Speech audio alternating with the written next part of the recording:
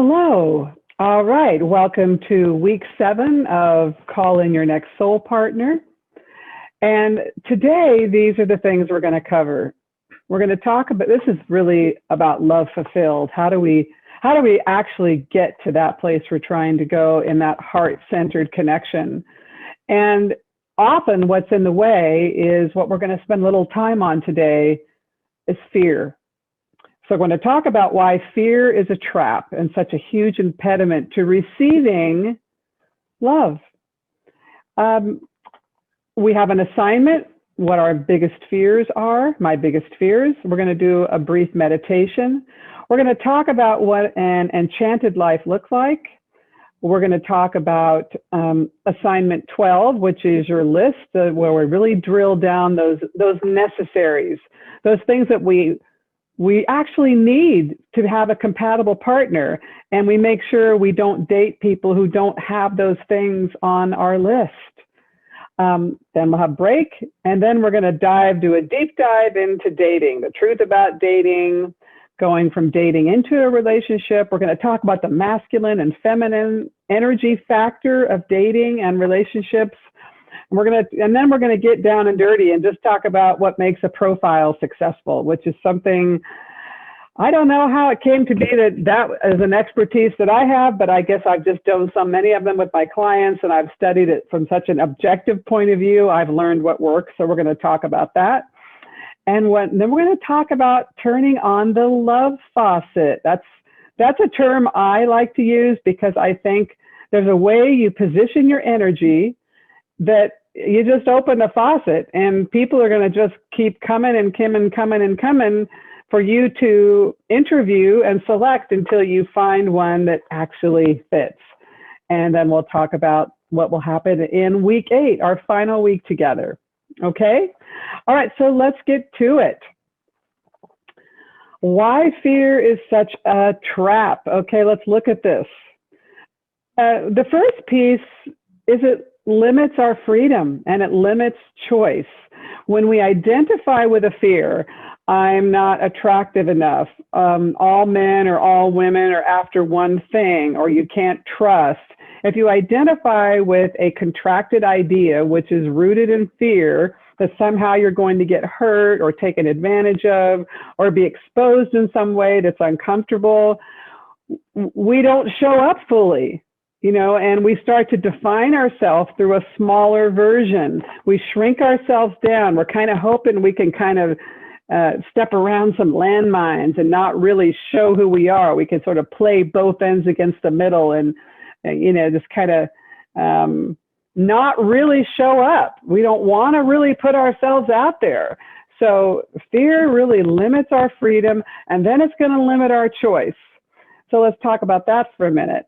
If we're afraid what somebody's going to think because of a partner we choose, oh, my sister or my brother or my parents or my friends, they may not like this person because X, Y, Z. I can't go this direction. We start to ignore our own signals because some external voice is telling us. That's one example of fear limiting a choice. Or someone makes a misstep, which happens all the time in the beginning of dating. You're so vulnerable. I think the first 2 months of a relationship are the scariest. Even though some of the feelings are the most heightened, it's like you're so exposed. And one little misstep can just send an arrow right into your core wounding. So we got to be careful that when someone makes a misstep, we don't immediately go to that judgy, fear-based place. He's out of there, or she's out of here. The way she spoke to that waitress, or the way she did this, or the way he did that, we immediately want to flush out any element of humanity, especially if it reminds us of anyone that we knew from the past who did something similar. We cannot judge new people by our past. Hopefully we've learned from our experience and we can bring that forward. And I'm not saying to tolerate a bunch of bad behavior. That's not it. I'm just saying these are examples of how we kick people out before we actually should. And so when we let a fear-based idea, a contracted view, it stops us from listening to that inner voice. Wow, I actually kind of like this person. So maybe my family wouldn't, but gosh, I really like him. Or maybe my friends wouldn't think she is appropriate, but we have to be able to hear our own voice. And if fear and or judgment, what usually goes along with it, is our filter we're looking through, it really is an impediment, and fear is going to insist that you settle for less than what you deserve. Because if you're responding to something external in your space, if you're saying person A needs to fit into this criteria and it's an external measurement, that's not an internal measurement, which is the only measurement that actually matters. Well, not the only measurement, but it is the key element, that you have to have that connection, that real sense that, wow, there's something here.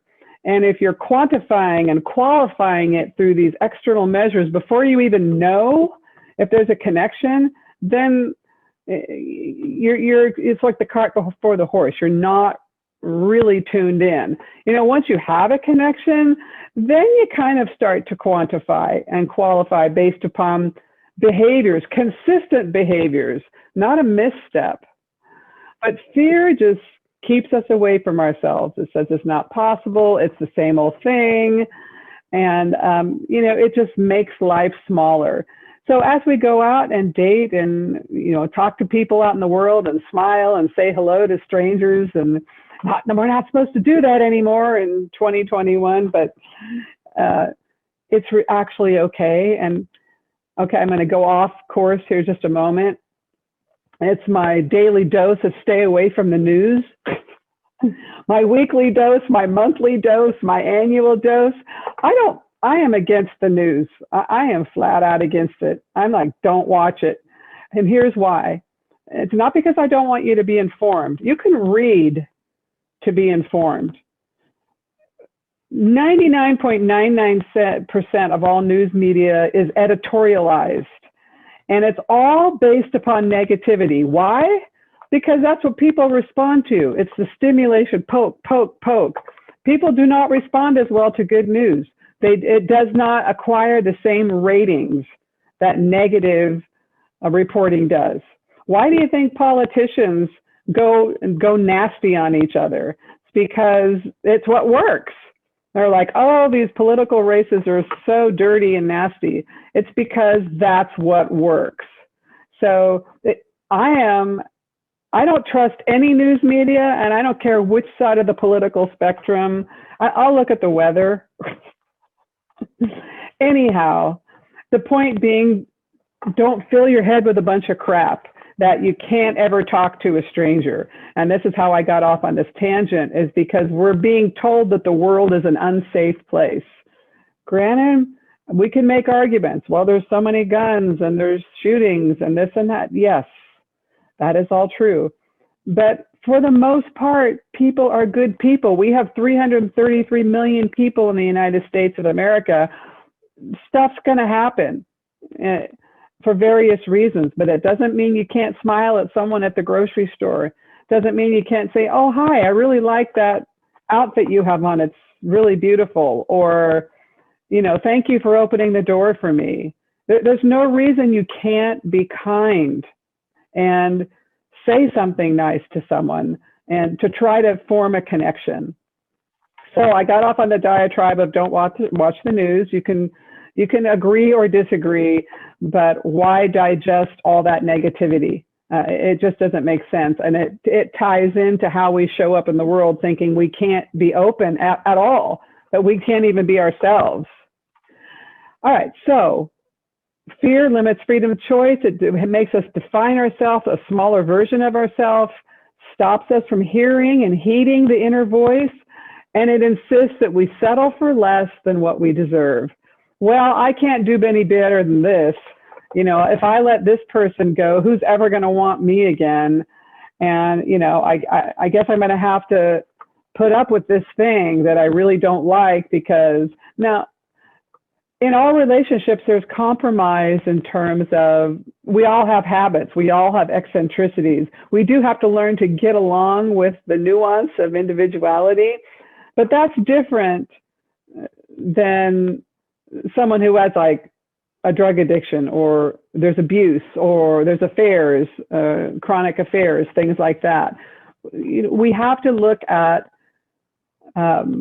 not settling for toxicity and excessive hardship. That's not something we want to settle for. And I see people often do that. Or, they'll lock themselves into a situation where they're financially tied to someone because they don't value themselves enough or believe in themselves enough to do something different. And that's all rooted in fear again. So we have to be so present about the fears that are in our system, because whether we acknowledge them or not, they're driving our choices. They're driving our perspective. And we can't change all of our fears in 24 hours or a week. But if we know what we're dealing with, and we're dedicated to being with ourselves, then we'll notice in the moment, wow, I'm really letting my fears drive me. And then when we're interacting in relationships, we can be more honest and say, yeah, I kind of overreacted, or yes, I did withdraw last week. I was just feeling afraid because it reminded me of, we can have real conversations that build intimacy. But if we just sort of block out that we have these fears and these ideas about limitation, it limits us in ways that blindside us. Okay, then I put up these graphics. I mean, I love this Eckhart Tolle one. Become comfortable with not knowing. And I have to tell you, so much of my work, people are freaked out. And me too sometimes. I just want to know. Just tell me. I'll feel better, right? But it's like, I just want to know what's going to happen.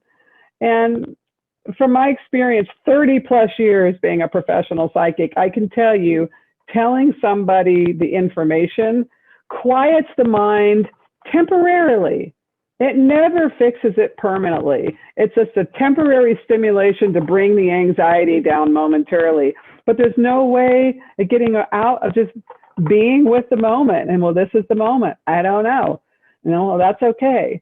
And Eckhart Tolle would suggest, that many spiritual teachers suggest, that that's where the good stuff is. Because then I call it the buoy in the ocean, then you're just in the flow of energy. And if you're maintaining a good state of being, it's going to push you in a good state of being direction. That's how ebbs and flows work in that regard. And the second graphic I put up there is trust. Trust in that process, that you can trust not knowing. If you're in right relationship to yourself and you're pointed towards that North Star, my intention is to be present. My intention is to be a force for love in the world. My intention is to be open-hearted. My intention is to give people a real chance to show who they are. And I trust that life will support me. I trust that life will bring things back to me that are of a higher vibration. And so that ability to trust, it's not hope. It's not faith. It's actually trust that is built upon relationship. And what I mean by that is, many of the practices I teach have tangible outcomes attached to them. I like things that work. So when you interact with consciousness at large, I deposit this energy into consciousness, and consciousness gives this back to me. And all of a sudden, I could trust that when I do this, that happens. Just like with a friend. If I have a friend for many years and I say, hey, let's meet in 2 weeks at restaurant ABC, I know that she's going to meet me in 2 weeks at this restaurant, whether or not I check in with her. I have trust built up because she deposits A and I deposit B, and it always turns into something that's reliable. We need to build the same type of experience with consciousness at large.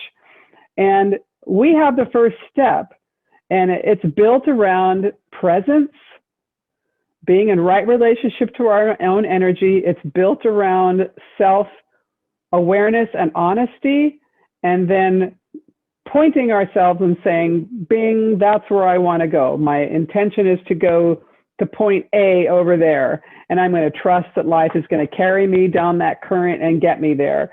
And then we just wait and see what happens. That's what I call starting a momentum and letting the momentum carry you. You know, often in psychic readings, people will call and have a reading, and I'll say, okay, it looks like 3 weeks or 6 weeks or 6 months, you might start a relationship or a job's going to happen or whatever. And then within a month, they're calling me back, making my point that a psychic reading usually only calms the worry for a moment. And I'm like, well, let's let the pattern play out. There's a gestation period to creative processes. Let it play itself out before we look at the energy again and again and again. And that's a little bit of a pet peeve of mine, because sometimes if we get in the pattern too much, once we've started it, we interrupt the flow. Like, you don't keep going in there and monkeying around with what you've created. The ability to trust is actually important. You know, you kind of think of it, you know, I use the word gestation period. You're having a baby, baby's growing in the tummy. I mean, if you go in there every 5 minutes with an ultrasound or an amniocentesis needle or whatever, you know, you're kind of like, why are you putting all that stuff in there? Why are you going back in there and agitating a growing fetus? Just let it grow and develop. Maybe not the perfect analogy, but you get my point. And so this is how trust works with being in a state of being of integrity and right relationship to higher consciousness. All right. So here's assignment 11. And I want you to name your biggest fears, your most chronic and troublesome fears. I'm afraid that I'm always going to be alone. I'm afraid I'm too ugly. I'm afraid I'm too old. I'm afraid I'm undesirable. I'm afraid. Whatever comes after that you can't quite seem to rid yourself of. Then I want you to ask yourself and do this exercise. What have I been driven to prove that is absolutely not true about me? So you know who you are, you know what you're good at, but what are the things that drive you to try and tell yourself you're a piece of crap? What is that? Where did that come from? Who did that? Who told you that? What experience did you have that turned your point of view? Next, what worst case scenarios do I anticipate for myself and for others? And this is, again, I'm not going to go back into my diatribe about the news, but we do it. We sit around and we could have 40 good things happen in our life in a week, but we're going to focus on, oh my God, but what's going to happen if this goes bad? And then if this happens, and what am I going to do if that happens? Then I'm going to have to do this, and then I'm going to have to figure out. We start worst case scenario and trying to anticipate how we're going to catch ourselves after we fall 10 times in a row. So we really want to ask ourselves how often we do that, because that's all rooted in fear of some sort, that we're not going to be all right, that somehow we better plan for something bad to happen, you know. So think that one through a little bit more. And what have I been trying to get from others that I don't believe I have inside myself? This is such a good one. And I think many of us hide behind this one when we're trying to get a relationship. It's not just that, but say, well, when I get a relationship, then maybe I'll attend to my finances. Or when I get a relationship, then I'm going to be calmer. You know, it's just, I'm a relationship person, so I just do better when I'm in a relationship. When what we're really saying is, I don't like being alone. There's something wrong with being alone often, not always. So, or there's other things such as, you know, feeling like there's something wrong with you if you're not in a relationship. And it's always rooted in something external that we think that culture wants to tell us about what is true about us. So take some time to go through these questions and really do a deep dive into your chronic and troublesome fears. You don't have to solve them this second, but I want you to think about it. And then you're going to do step 2 of this exercise, which is you're going to write a letter to yourself. And you're going to, let me move this up a bit. You're going to talk back to your number 1 fear. But rather than argue with it, see if you can actually speak to it as though it were an errant child, giving it some firm yet compassionate correction. Tell this fear it is no longer allowed to dominate your life. Thank the fear for its attempt to warn and protect you from the possible worst case scenario. And then reassure the fear, speaking in soothing words that reaffirm that all is well with you. So you can say, all right, honey, sweetie pie, I know that you had an experience where, you know, some kid at school just bullied the heck out of you and it made you feel so bad. And so now you're afraid to move forward and be open with people. But, you know, that doesn't happen all the time. And most people are good people, and you're strong and you're beautiful. And, you know, it's not true when people call us names, and that's usually because of what they think about themselves. And so now, as of today, this fear isn't allowed to be part of your experience. We're just going to pull it out like a weed. Let's do it together. Let's imagine just pulling that experience out of our energy like it's a weed in the front yard. But we want to make sure we honor this experience for teaching us something about life and people. And, you know, it's trying to tell us something. It's trying to do something good for us, albeit misguided. So that's an example. And then, you know, just keep reassuring that it's all going to be okay. You can trust that, and allow yourself to put your arms around your fears and bring them into balance. And then the step 3 is, throughout your days this week, as fears arise, engage with them in much the same way you did in this letter.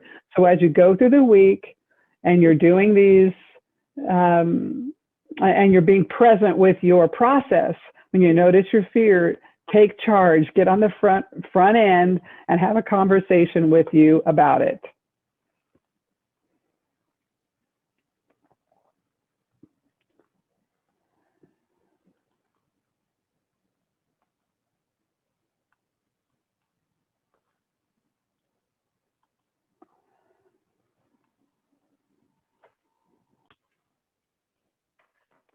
So now we're going to do a brief meditation to take a look at the fears and moving them away from ourselves, and then clearing the space to begin to open ourselves up to an enchanted life.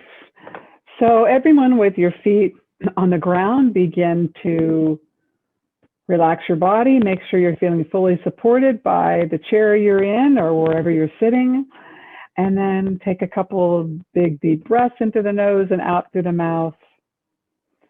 And when you feel ready, after a few of those breaths, you can let your eyes close.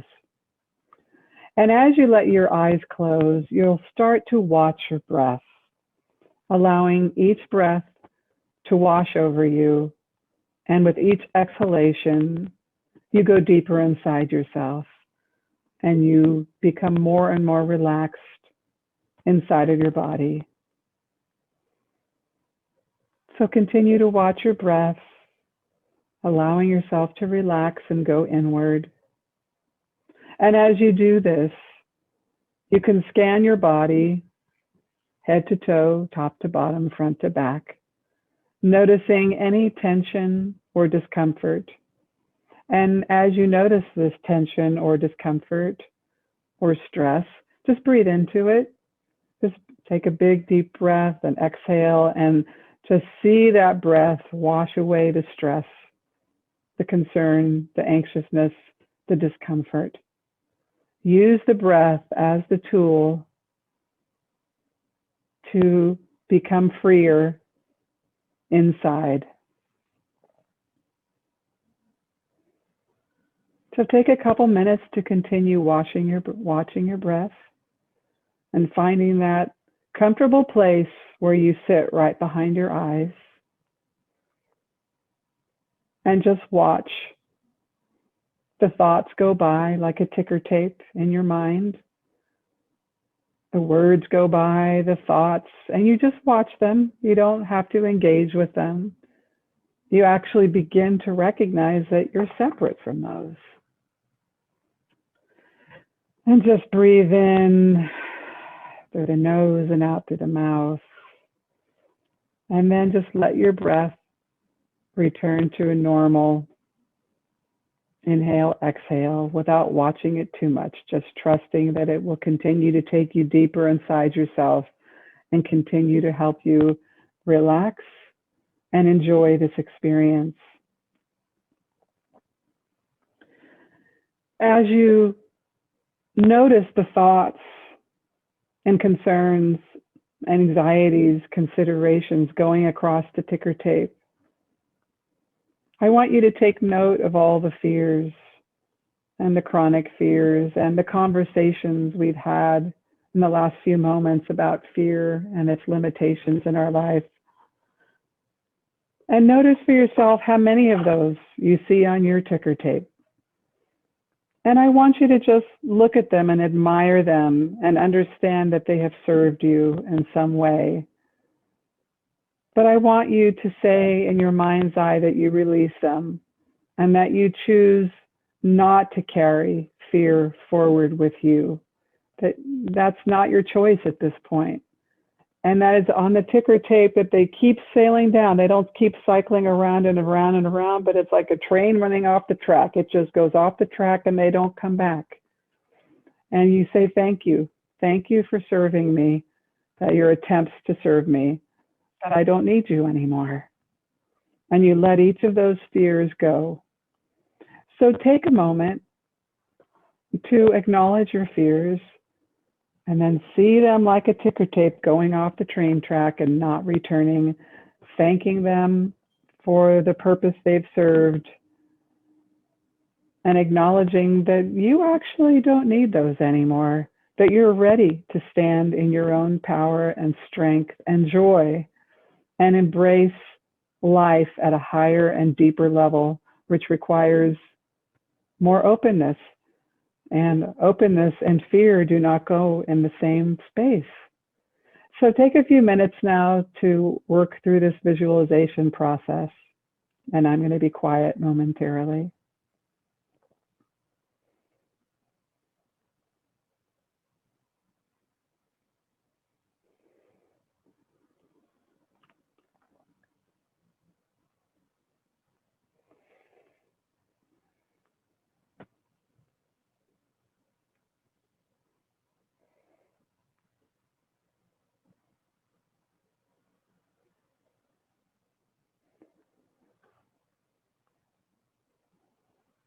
And now there's no perfection with this type of an exercise of releasing fears and sending them on their way.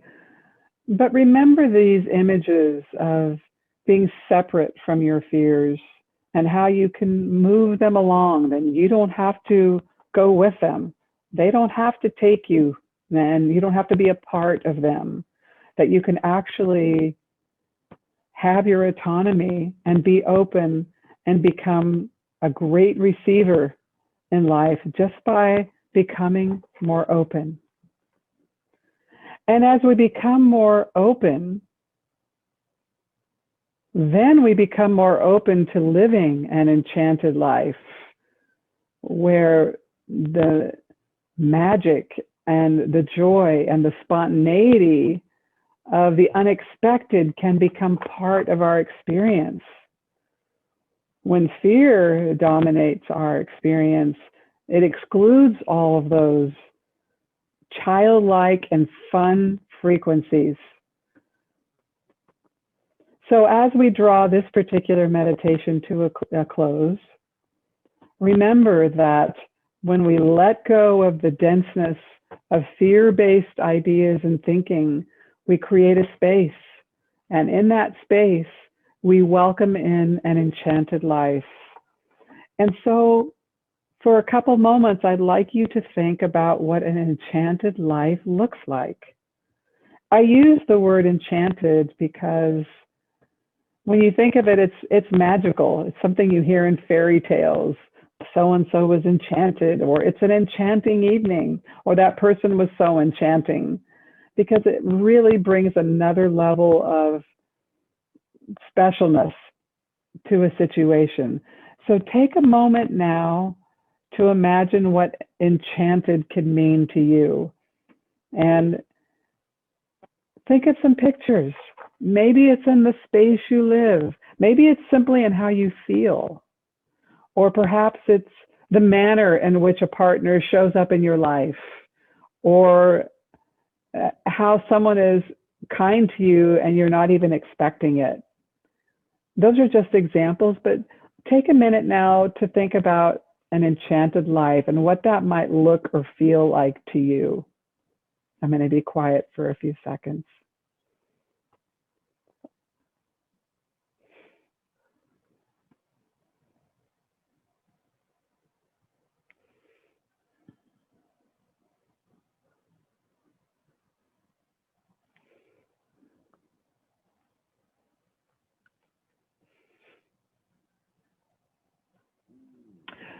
So hopefully you've had a few minutes now where you can think of something that feels enchanting. Now, if you've thought of 3, 4, 5 things, I'd like you to narrow it down to one, maybe two images. And I'd like you to call this image, direct this image into the center of your heart. I'd like you to become one with this image.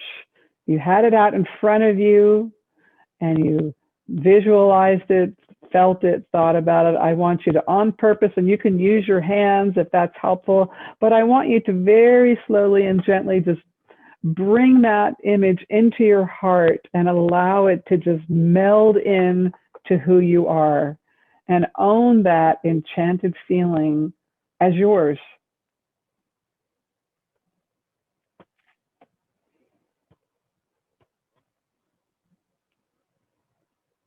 Take a deep breath and continue to integrate that enchanted feeling into your heart space. And as you do that, when you feel you have enchantment in your heart, I want you to slowly open your eyes and come back into the space.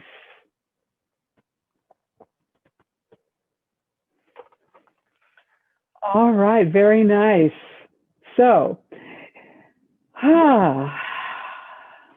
if you happen to have the book, Calling in the One, you can look at Catherine's ideas of the qualities of an enchanted life. It's lesson 43 on page 285. But this is the gist of it for me. Let me grab my glasses.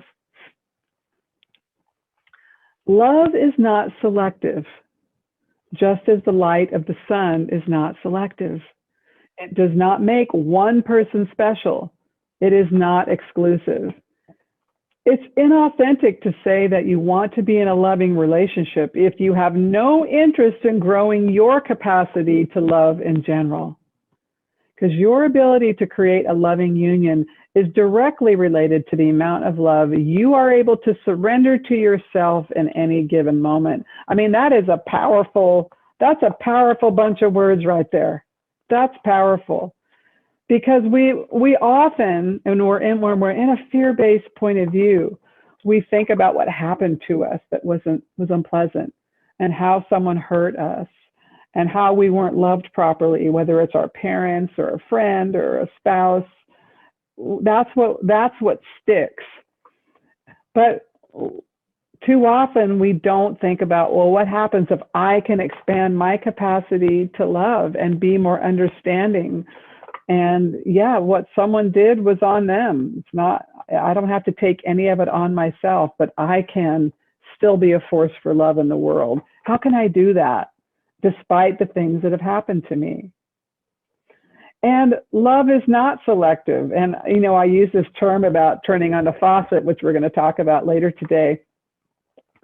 But really, once you align with the vibration of love, and it's not just romantic love, it's love itself, being loving.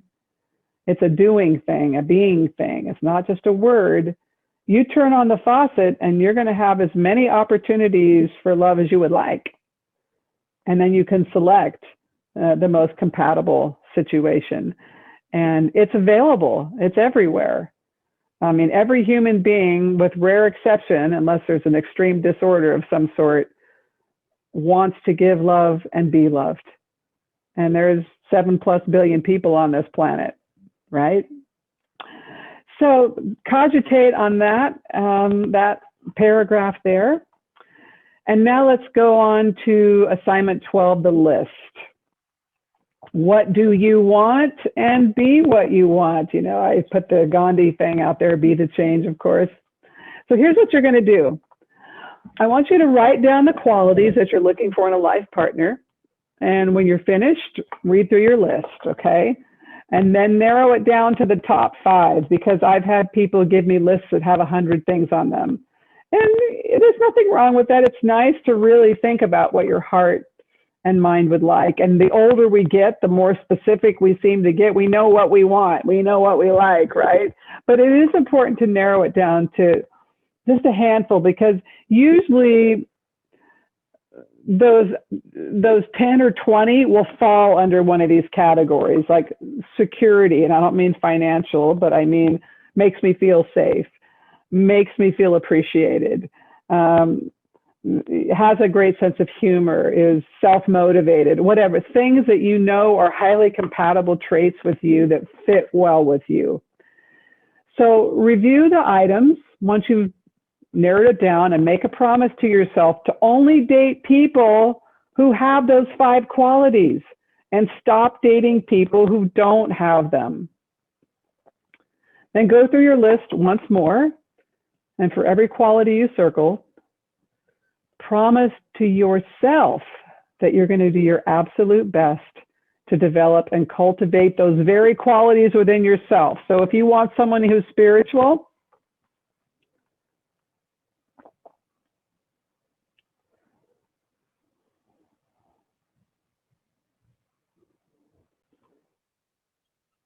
then do something to deepen your own spiritual awareness. You know, study a new spiritual teacher, read a new book, try on a new modality or practice, learn something you don't know about spirituality, and expand your own spiritual framework. If you want someone who's smart, then go out there and like, here's the affirmation. I promise to prioritize my spiritual path and grow myself spiritually each and every day. You want somebody who's smart? I promise to be an avid reader and learner of new things, and to do all that I can to develop my mind each and every day. Start reading more, you know, start putting some more stuff in your mind, take a class, do something that makes you smarter. I want somebody who's funny. Well, I promise to see the humor in every situation, to learn to poke fun at myself and to have fun each and every day. Engage with humor in a more significant way than you are right now.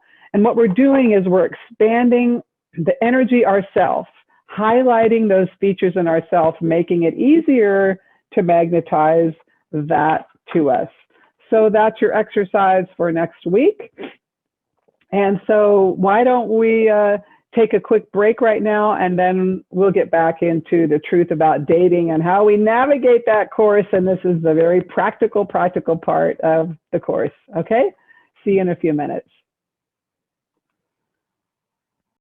Okay, well, that was quick. Excuse me, one more thing. Let's see, keep track of the time here. Okay.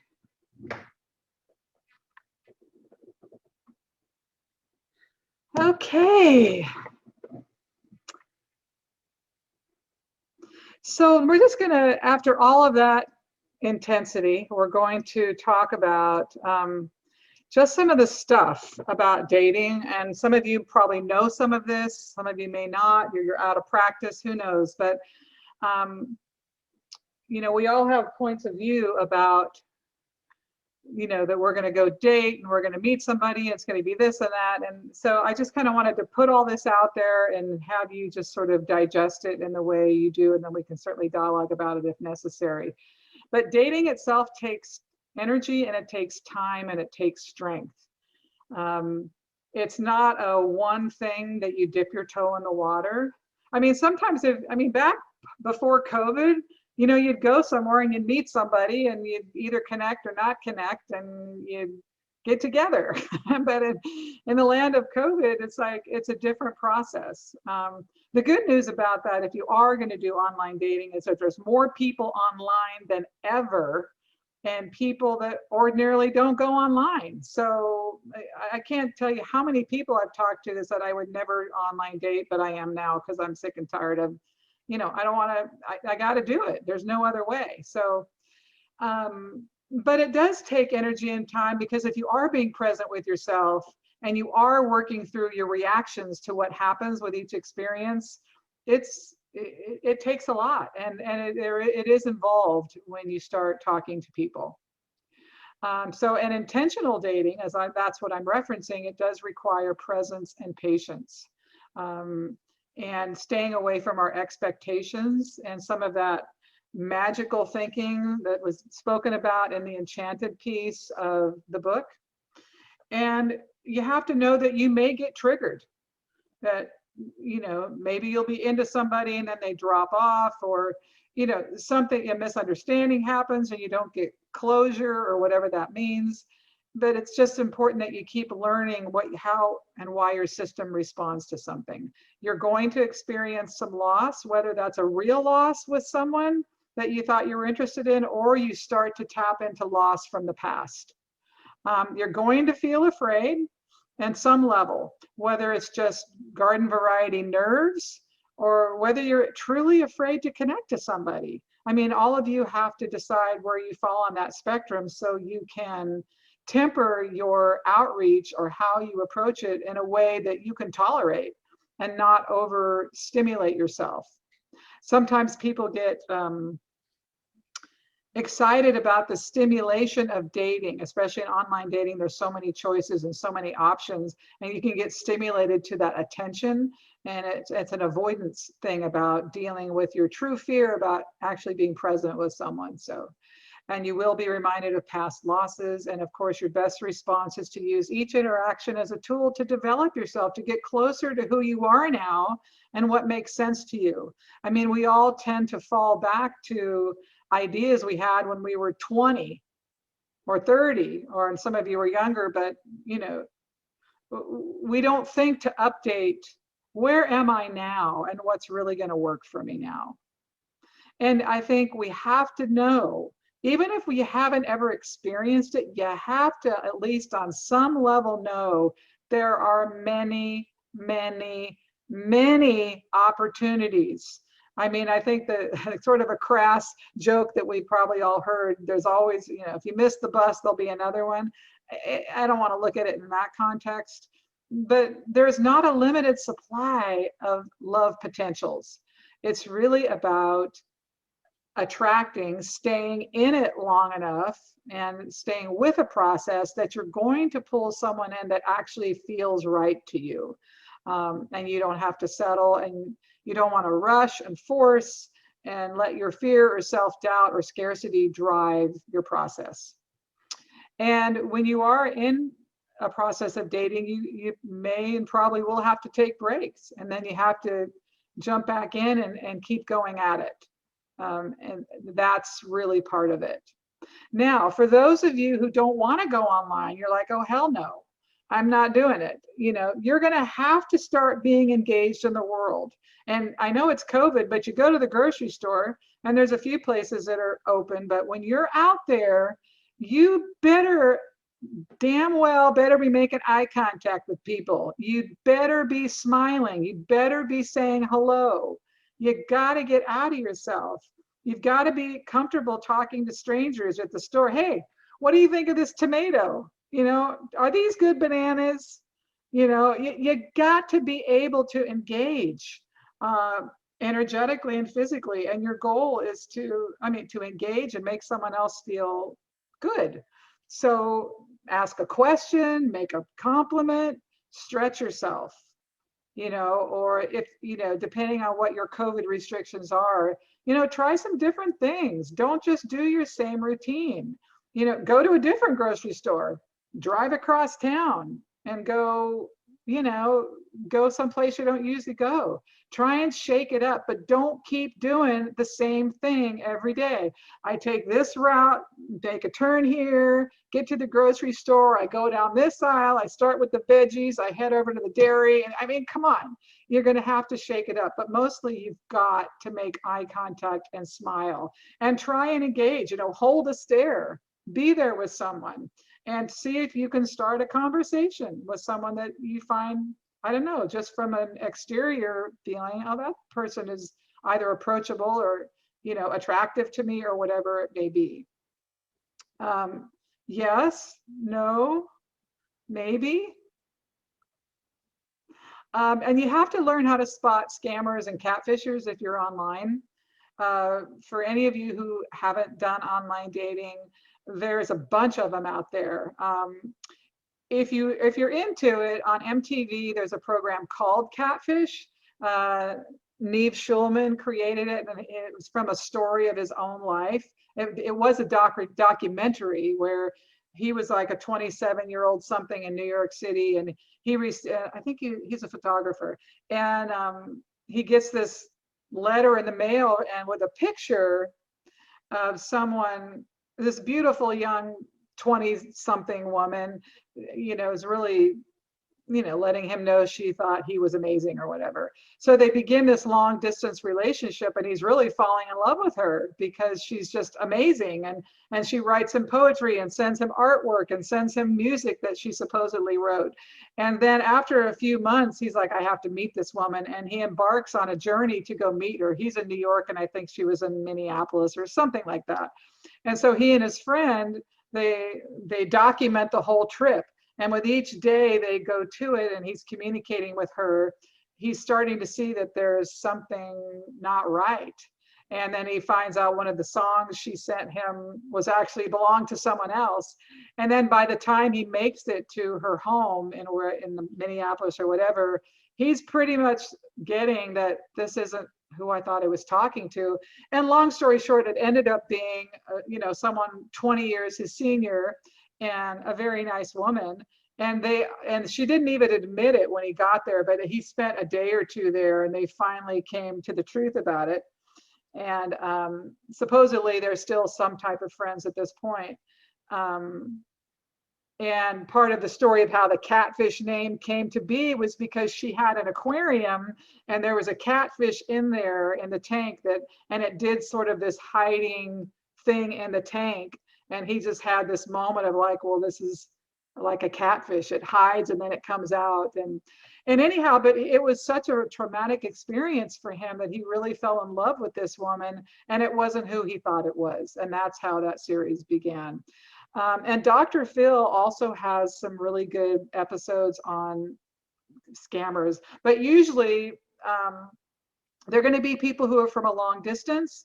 They're from people who can't see you right away. They're from people who will not video chat with you. They're from people who are going to want to get serious right away. And they're going to go, oh my God, you're the most beautiful. You're the most handsome. I'm looking for a long-term relationship. I want to get married. I mean, in the first interaction, they're going to say things that they think men or women are wanting to hear. And then they're unavailable. They can't talk on the phone and they can't video chat. And then often at some point they start asking you for money. And I mean, Dr. Phil does these a lot because he's had women on his show who have lost hundreds of thousands of dollars because of this feeling of love they have for this person. And they often don't spell correctly because most of them are from Nigeria and English is not their first language. And so they'll say, I'm an orthopedic surgeon. And then their message to you says, I like to do a thing on Saturday. And I mean, it's riddled with all these grammatical issues and punctuation. You're like, you're an orthopedic surgeon and you can't type a cohesive sentence. So anyhow, learn to do that, and just if you're going to be online. So let's see what we got here. Yeah, claims to be out of the country and wants to get married. Right, perfect. They don't answer direct questions and use poor grammar. Yes, all of that stuff for sure. So I'm curious, how many of you are going to do online dating versus just being out there in public? Which direction are you going with this? Or you don't have to know, but I am kind of curious. And you can chat it. You don't have to unmute unless you want to. Online, okay. And Cheryl, how are you feeling about these? I mean, do you feel like you're with this program, or what are you thinking about that? Totally with it. Yeah. Totally with it. I'm Okay. very excited about all of it.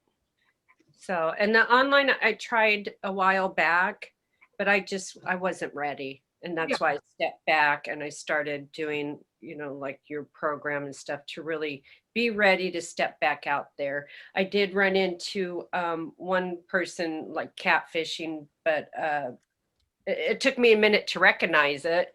I had to talk to somebody because I was kind of new to all of it. And then now it'll be easier for me to spot, But, Yeah. And also, I think Bobby had just put in there, a lot of times they're widowers. And they're gonna show you a picture of them with a young child, like they're still parenting or something, and how family is so important. I think everybody, I think you try and date on apps or websites that are good for your age. I know, for example, eHarmony is really more Christian based, and it's for, there's a certain demographic. If you Google your age group and different characteristics of who you are, you'll get some of the top websites or apps. But sometimes it's just trying what works for you. Like some apps or websites, you get a big, giant, long profile, or you can write for days. Other apps, it's like 5 sentences. It's like, this is all you get to say, and you upload your pictures. So I would date first by your age and your demographic. If you're Jewish, maybe you want to do JDate. If you're 50 and above, you might want to do our time. But you just go with your gut on it and try some different things. And there's a lot of, like, Facebook dating, by the way, is free for anybody. A lot of these others you have to sign up for and pay a fee. But a lot of my clients have had great success with Facebook dating. And Facebook dating is separate from Facebook itself. So, if you don't want to have people know you're dating, they won't. Phyllis? Yes. Jerry. One thing I discovered about eHarmony, Yeah. which gave me great admiration for them, by the way, is that they only have a very narrow profile that they can match. And they won't take they have a like hour and a half long application form you fill out. And at the end of that, they will either say to you, here's our price range, or they will say, we can't help you. They won't take your money if they don't think they can help you, which I thought was, more ethics than I expected from an online dating program. Definitely. I remember that now that you said it. And it is good because a lot of them are more generic, but you will find different demographics populate certain apps and websites. So. And there are actually, they're not, I went on one because a friend told me I should, called Spiritual Singles. Oh. And I got a couple of the 2 first name guys who are working in a foreign country and have one child in a boarding school and are orphans. And here's the sentence that's a dead tip off: I'm all alone in the world. They will, every one of them will say to you, I am all alone in the world. I got like 30 of them in a week. Yeah, lucky you. Well, clearly you know how to spot them. That's great. So, exactly. Everybody might have an experience. Most people tell me they like Match.com generically because it's broad-based. People tell me they like Bumble. What do I also hear? Facebook dating. And sometimes Zeus. Those are the ones I hear from the most from my people where they've met people. But, it just depends on many factors. But I would just start with your demographic, your age, and Google what are the best sites for that. Yeah, Facebook, well, you have to access it from your phone, but yeah, you have to access it from your phone. You can't access it from a desktop. So it ends up being an app. Melda says, I'm on Match and had signed up for 4 different sites. Match is working for me, good. Sonia says, I like Hinge, Facebook dating, and Bumble. Yeah. Melody, this is all very informative. Thank you everyone for your tips and recommendations. Yes, good. And Barry, you said nope. Does that mean nope to online dating, or nope, you're not going to date? What does that mean?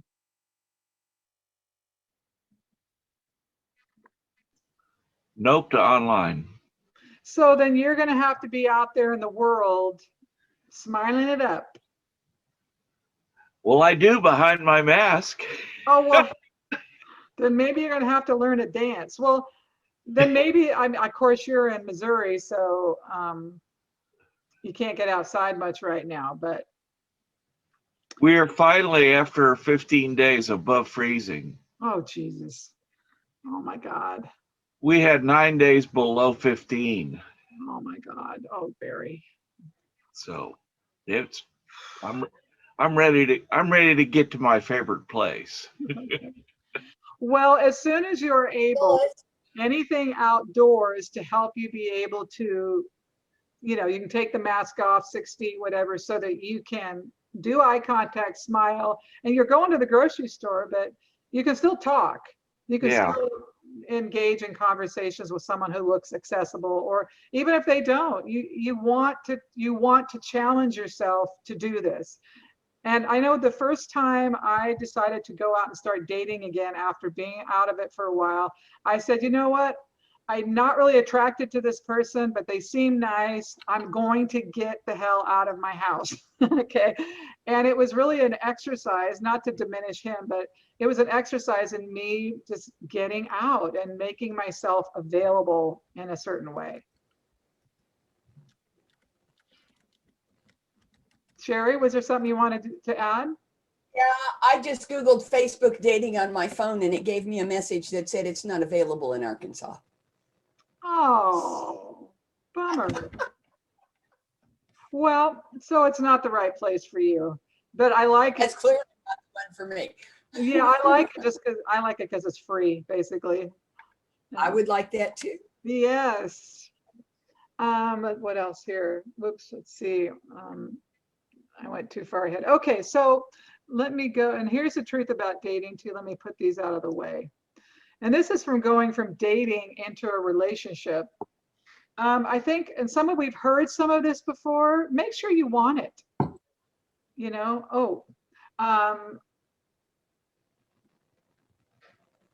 We may have been single so long, we don't have a good awareness about what it takes to be functional in a relationship. I mean, that was certainly true for me. And you update your information and come forward from the past. So, I mean, this inner check is super important, and so don't talk yourself into something because you have this beautiful vision of where you want to end up. Just keep tracking where you are and only go to the threshold that you can tolerate. And you want to be called to it. I mean, like Barry's like, oh, hell no, I'm not online dating. And I do feel a little bit of resistance just towards kind of smiling and all that, but just make sure that you're with yourself, but do your best to keep that forward momentum no matter what the pace that momentum is. Next, don't rush to define a relationship when you start dating. It will define itself mostly. I mean, the more you stay with it, it'll become clear. There's conversations that need to be had, but we don't have to manufacture, push, force, and we shouldn't. We have to ask for what we want, of course, when we know what that is. But we don't have to worry about it. It's going to do what it's going to do, and you want to trust that. And when speaking about next steps, you want to be gentle, step lightly. Your partner also has a history. Your partner can also get scared. They have their triggers. Recognize that these moments are a challenge for both of you. You both have an inner narrative. And then when you're trying to go from dating to a relationship, start thinking beyond dinner or however you've been doing it, and think about trying activities, whether it's biking, dancing, day trips, whatever, projects together. Post-COVID, you can get outdoors, but when you go beyond just getting together and looking at each other and chatting, you learn about your compatibility through the interactions. I mean, boy, do you learn about someone if you try and build something together. people's patience level and how frustrated they get. And those things will either bring you closer or not. And as you begin to deepen the relationship, keep maintaining your autonomy and insist they maintain theirs. You guys do not have to be joined at the hip every 5 minutes.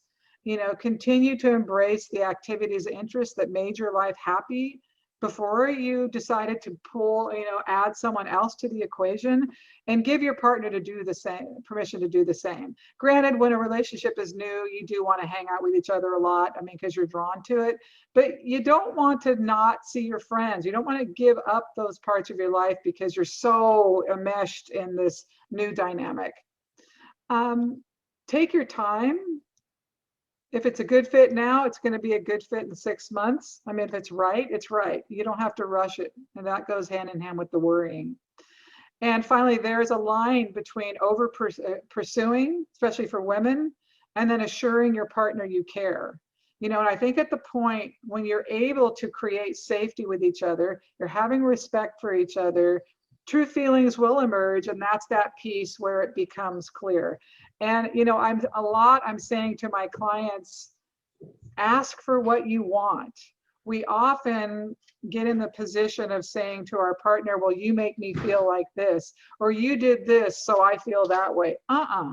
We want to stay in the I position, and we want to always talk from a point of view of, well, this is who I am, and what would be nice for me is this, and see if they can meet you there. But too often our fears drive us into criticizing our partners rather than pulling them into us closer through intimacy and vulnerability. And now I feel more comfortable looking for friendships rather, well, of course. That's an excellent point, that this is, that's how I think you should approach it. However, and we're going to get to this next, well, momentarily. I'm not going to answer that question fully because we're going to get to it. I want to get to the next slide, but you made a good point and we'll talk about that.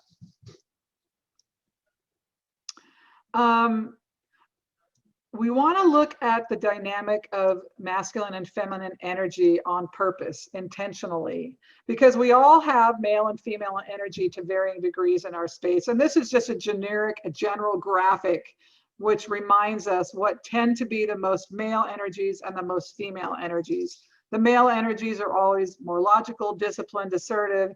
Feminine energies are more nurturing, empathetic, and intuitive. And it's not an all or nothing, so don't take me to task for that. But I had a woman in a class, this was a live class some years ago, where she had a job that was, she had to carry a gun, quite frankly. She had to go into homes where you had to remove children sometimes from their families, right? So you can imagine tempers can flare in that scenario, right? And she was a tiny little thing, beautiful, but you didn't want to mess with her. She knew how to take care of herself, right? And her assistant actually used to call her sir because she was such a badass. And so when she would go out on dates and start meeting people, she was pretty much an interrogator. Are you this? Are you that? Do-do-do-da-do-do-da-da-da. And so as we looked at her style, part of her process was really about, how do I connect to my feminine? I have this masculine piece that's required in my job, and then I'm actually good at running this masculine energy to organize situations and such. But when I'm trying to attract a partner who wants a feminine, wants a partner, a woman, not the masculine, how do I lean into those feelings? So it started with her, the first thing was to have her assistant stop calling her sir, and the second thing was, start wearing lacy panties. Sorry, Barry, getting a little girly girl here, but start wearing lacy panties or just high heels in your house, things that are traditionally sexy or determined to be sexy or make you feel sexy or feminine, that only a girl, theoretically, in most scenarios, not all, but generically speaking, that a girl would wear. And feel what it's like to feel that, and get used to and remember what feminine energy feels like. And when you're interacting with someone, this is heterosexual, I'm speaking about, when you're interacting with that, then you activate your feminine. Get out of your masculine and be a girl. you know, and the same is true for a man. You know, if you're a gentle dude and you have a lot of the feminine traits, good for you, because ultimately that will really serve you with a woman, because you'll listen to her and you'll be supportive and you'll be patient, all the things that women love, because we love to talk, right? We love to express. But at the same time, know that women generically are drawn to more assertive, a strong presence, direct and purposeful. So make sure when you're leaning into that space that you're also activating those energies, and think about times in your life when you've been in charge, when you've been able to resolve things and lead the way, whether that's through work situations, or think about times in your life when that has been, you know, if you played sports or something, think about that competitive energy, because the energies attract to each other. They're diametrically opposed in a certain way. They're different, but they do attract to each other. And so if you find that you're having conflicts with people and immediately getting into conflicts on online dating or whatever it is, as a woman, you're going to want to know to dial it back and lean into your feminine side. And when we do that, it works better. I was with a woman last night, a client, and she was talking about this interaction she was having with a guy. And, you know, some guys, very excluded, of course, they lack the skill in how to approach women. They lack how to, they don't have the social nuance and understanding of how to approach what's appropriate. Hence why women get D pics. I mean, right? It's like, really? You thought that I would like that? So, you know, some people just don't know. And so we have to be careful about judging that and stepping back and being able to reframe it in such a way that we can allow the person to come forward and we can actually see. And I know in that situation, I got a text. She says, "Oh my God, Phyllis, he just sent me a D pic and asked me if it was the right size. What do I say?" And so, and again, deal with the moment you're in. And I said, well, if it were me and I liked the person and clearly he lacks social grace, needs to be trained, I would say, well, you know, this is something I assumed that at some time down the road I would see in person for the first time, not in my Facebook or whatever it was, whatever app she was on. And so she kind of gently corrected, and what her vision was, oh, what's a D pic? Dick pic, sorry. So I sort of corrected, I'm not going to type it in there, but so I just sort of gave her an approach that was feminine and didn't criticize, but tried to train and let him know that yes, she wanted to eventually see it. Just she had a vision of how that would show up. And then she ended it with, well, it is good size. All in all, it's a good size. So yeah, how depressing. I know. Well, and not everyone lacks social skill, but some people do. We haven't been trained. You know, we learn things from TV shows, we learn things from porn sites, we learn things from religious doctrine. We get all kinds of information about how we're supposed to be, and it can be very confusing. And just because someone makes a misstep or does a blunder like that, you know, I don't know that it's a throwaway situation. It really depends upon your sensibility and what you can tolerate. But, you know, the less judgy you can be and really stay in your own energy about it, I think the better. That's kind of the point I'm making. Claudia, seriously, wow. You want to take me to task on that, or you have any questions about this feminine energy and what I just spoke about?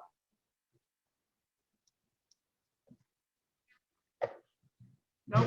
Okay. So now, and this we're just going to go over quickly,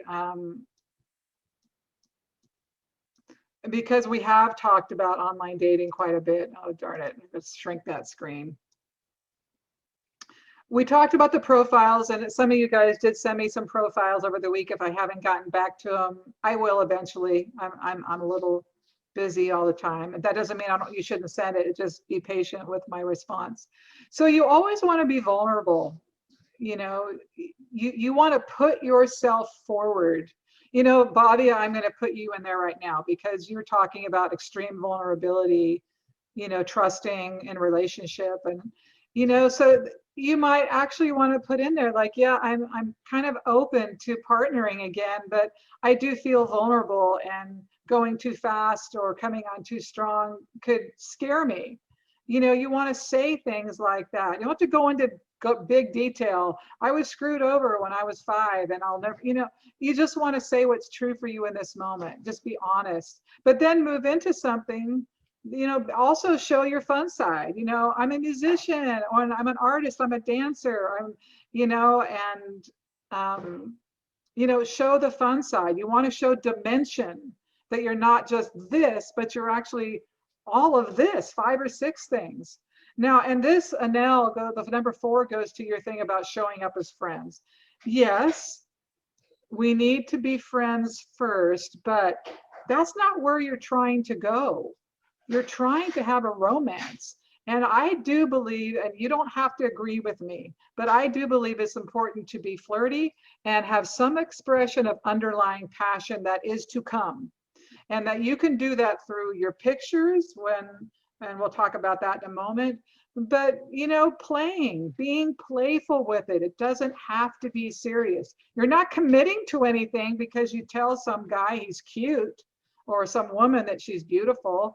You know, you're not committing to anything. You're being expressive in a fun, on the road to romantic way. And if someone takes it too far, then you dial it back or something like that.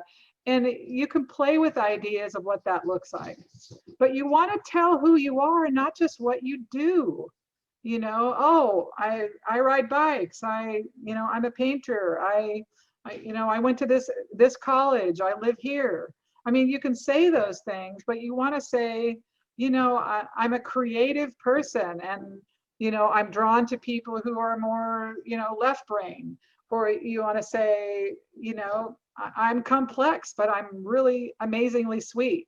Or, but you want to really describe the elements of your person, because a lot more people are going to fit into that than you just say, I like going to the beach or whatever. And in your writings, display your feminine, which can go to the flirty. It doesn't have to be flirty, or your masculine. You know, talk about those things that really illustrate how you're feminine. You know, look at my picture in my tutu. Those are some of my favorite times in my life. I don't know, but you want to really speak in language that resonates with the nurturing or the aggressive or the competitive, whichever energy you're trying to exhibit. And sometimes there's a blend. And ask and say what you want. And it's not just, oh, I want to get married someday, or I'm looking for a life partner, but you can say, you know, I'm really looking for someone who wants to explore, you know, the idea of partnership, you know, and we'll get there as we get there, you know, but I am looking for, or you want to say, you know what, I'm just dating right now. Maybe it can turn into something else. I just don't know this minute. But ask and tell what you want. And make sure you have good, clear pictures, including a full body. And if you have some issues around your body or your physicality, that's okay. But make sure you get a picture that you're proud of, that you feel confident about, that shows something. Maybe you've got great legs or great eyes or great abs or a great butt. I don't know. Make sure that you put something out there that you feel good about, and that's something you want to project. And then also avoid the cliches and negative tones. I love romantic walks on the beach. You know, oh, I don't know how to write these profiles. Why do I have to don't go there. Or don't email me if you're this. I'm really done with drama. I mean, don't go that. Don't, be positive, be inviting. Go be there, and then be specific. And don't talk in those generalities of, you know, I'm hoping to find my happily ever after. What the hell is that? You know, happily ever after is a spiritual concept that takes lifetimes of practice to get to, apparently. And then finally think out of the box, because too much specificity, it's, you know, we end up being judgy, and we stop seeing a person and start seeing their height, their weight, their skin color, and you might factor out the best freaking thing that ever happened to you. For me, one of my judgy things has always been someone's height, because I'm tall, and I've always been a little bit, I don't know, if I'm next to a man, I just have not wanted to be the taller. It made me feel too gigantic. So, but you know, some of my best and most interesting relationships have been with guys who were shorter than me. What the hell? It's a universal joke. But, you know, but I think it's a really good exercise in understanding. You know, I think I have one deal breaker for the most part, and it's usually smoking, because I can't tolerate it for many reasons. But I like a lot of smokers. I don't know why. They're cool. They're interesting people for what it, maybe they're edgy. I don't know. And it's really a bummer that I can't tolerate it, because I've excluded a bunch of folks. So, but I just think out of the box as much as you can. And then finally, you always want to update your profile regularly. And even for those of you who don't want to date online, going through the exercise of generating this profile, this idea of what you want and who you are, it's helpful. It helps you pull your energy in and get clear about what you're really projecting into the world on an energy level. Okay. All right, so this is what I maybe, oh, let me look at the chat. I'm sorry. I've been listening to John Gray videos. Yeah, I've learned men are from Mars, women are from Venus, and I have learned that I've been giving off masculine energy by not allowing men to do things for me. For instance, helping me carry something or opening the door. And I realized that receiving help is feminine energy. Oh God, yeah, give a guy something to do. Let him solve a problem for us. You'll make him so happy. Why do you think in the old days a woman would drop her hanky? Give the guy something to do. That's all they could do back in the day. I mean, give him a way to be successful with you and feel like he matters in a way he can fit in your life, especially us powerful women that were so independent. They're like, well, how can you take care of yourself financially? You take care of yourself physically. It's like, you know, where can I find a place to fit in here? So good. Mary, yes, what a difference. Thank you, Phyllis, for helping me reword my profile. Oh, good. I've had more quality matches. Oh my God, that makes me so happy. That's awesome. Melody, great realization. And Shara, Melda, men and women truly are so different. I think this may be one of the hardest writing assignments I've ever had to write. That's wonderful. Great, great. I have a hard time making eye contact with someone I'm attracted to. Any advice on how to overcome this? It is a self-worth issue. Well, not really. It takes courage for sure. I think maybe working your way up to it, practicing with people who aren't that intimidating, and just practicing doing it. I think practice sometimes, you know, we train ourselves a certain way in everything. And if you've practiced, like get a picture of Keanu Reeves, who I know you ran into in Alameda some months ago. Get a picture of Keanu Reeves for the magazine and look at him, you know. And, you know, no one is opposed to kindness and being nice. No one. So being able to look at someone and smile. I know one of these dating coaches I follow on TikTok, and I'll try and provide some of these links because I follow 2 dating coaches who are just freaking amazing. But he always says you look someone in the eye, you look away briefly and look back again, and that apparently is the biggest turn on or whatever. You know, that might take quite a bit of confidence, but I think it's something worth practicing in the mirror or with the picture or whatever. So when the time comes, you just kind of take a deep breath and go for it. And I think the more you do it and stop worrying about what's going to happen on the other side, the easier it gets. Okay, so here's the love faucet, and this is what I'm teaching you this because this works. I know how to do this. When I decide to date or see people, I can't keep up. It's plain and simple. It's just impossible to keep up because I know how to be loving. But what you need to do, and this is why we've spent so much time on this, manage your fear. I mean, even Sonia in that last chat, it was like, I can't make the eye contact. I mean, there's fears in there about what you're telling yourself and all of that. You're going to want to lean into that some more so you can give yourself permission to do what you want to do the things that are going to call love to you. You're going to have to do that. You're going to have to go that route. And that's something you're going to want to keep solving. Keep mitigating and dissipating fear's power in your process. You know, I'm jumping to the bottom because it's relevant to the top. Lean into what you say you want. And if you are a spiritual being and you believe existence is endless or / eternal, you know, I believe that. That's my point of view. But the human experience is finite. We're only going to be here for X amount of time and nothing is promised. So you better kind of get in there and do it now. You may not get to do it tomorrow. So, you know, use that sort of as a, what do I have to lose? You know, they're either going to say yes, they're going to say no, or they're going to be a jerk. Okay, so what, A, B, or C? It doesn't really matter, but you want to give yourself permission to live your life out loud and really be out there. So manage your fear, get into the flow. That should be of exchange in an open, fun, and encouraging manner. And if you have your fear managed, you know, be love, be your badass, wonderful self. And everybody in this group is amazing. Be that, you know, be openness, be receptivity, and refuse to judge.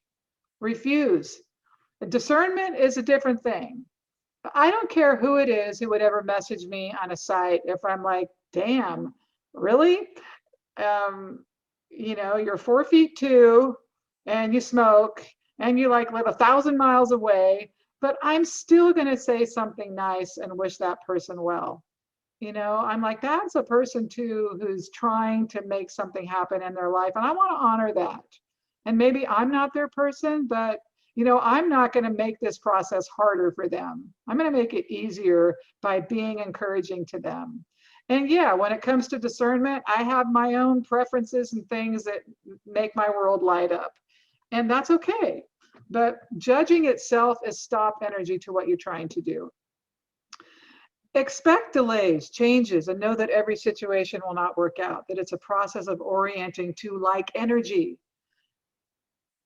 Be vulnerable, put yourself out there, get practice being you and being whatever you want to be. I made too many typos in here, sorry.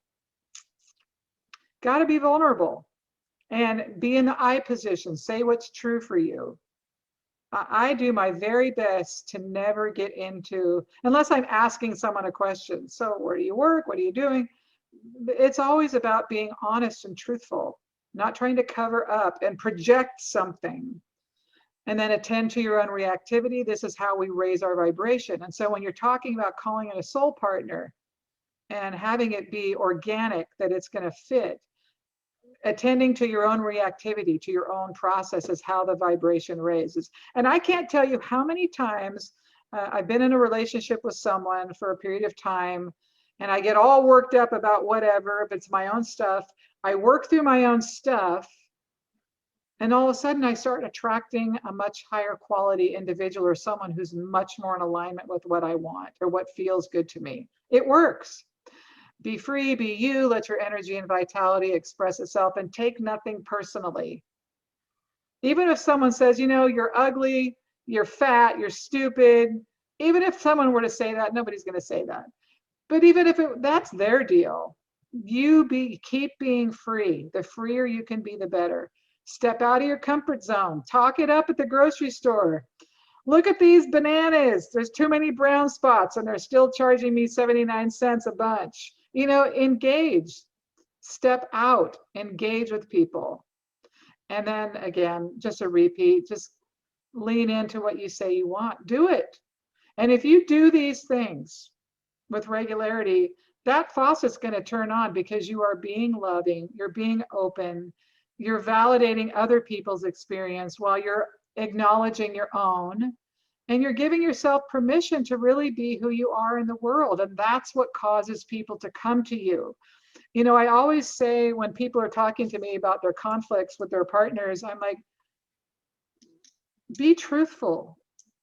People are responsive to truth. The body just relaxes. You know, be that when you are authentic. I can't tell you how many people said, you know what, Phyllis, you just are who you are and you're unapologetic about it. Oh, yeah. I mean, I will apologize when I F up, but yes, I'm going to do me. And I'm telling you, that is part of your secret sauce to turning on the faucet. So are you guys doing this? Is there anything new in here in this that I've said to you, or what do you think?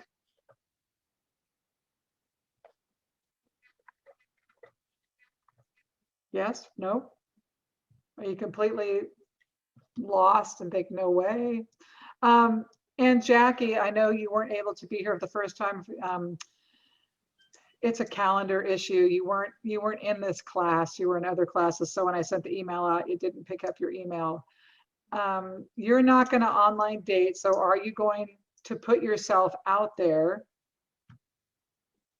in a greater way? Are you going to make eye contact? I guess I want to know some of that. Yeah, and I think the big thing for me is managing my fear. Yep. Yep. We talked a lot about that at the beginning. I'm sorry that you weren't here for that, but you'll get it on the recording. But that is the name of the game. Don't let it stop you. Don't. Let the desire and the joy of connection be the bigger energy in that process.